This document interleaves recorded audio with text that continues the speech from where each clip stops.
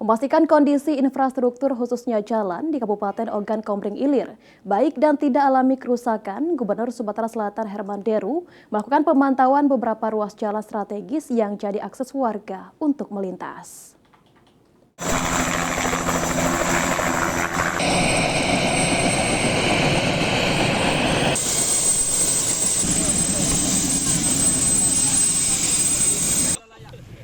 Dalam peninjauannya ke Kabupaten Oki, Gubernur Sumatera Selatan Herman Deru didampingi Bupati Oki Muhendi Mahzareki melihat langsung kondisi ruas jalan yang menjadi akses utama masyarakat di Desa Tanjung Aur, Desa Pulau Layang, serta Desa Tepus Pangkalan Panjang yang berada di Kecamatan Jejawi.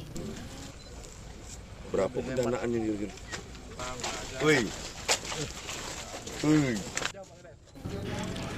Dari hasil pantauan, masih ada sepanjang 2,9 km jalan di Desa Tanjung Aur, Desa Pulau Layang, serta Desa Tepus Pangkalan Panjang belum diperbaiki. Hingga ditargetkan pada 2026 selesai dilakukan, sehingga nantinya bisa menopang aktivitas ekonomi dan mobilitas warga. Infrastruktur yang baik, khususnya jalan dan jembatan, itu akan mengurangi kos transportasi. Sebab biasanya kos transportasi ini menjadi terakumulasi dengan produk. Misalnya padi menjadi beras sampai ke pasar menjadi mahal disebabkan karena infrastruktur yang buruk. Kalau dia berhari-hari, sewa mobilnya mahal. Misalnya Pak, kapan Pak? Sambil bisa dilalui, tahun depan harus selesai 2,9 kilo lagi ya. Mandi gampang.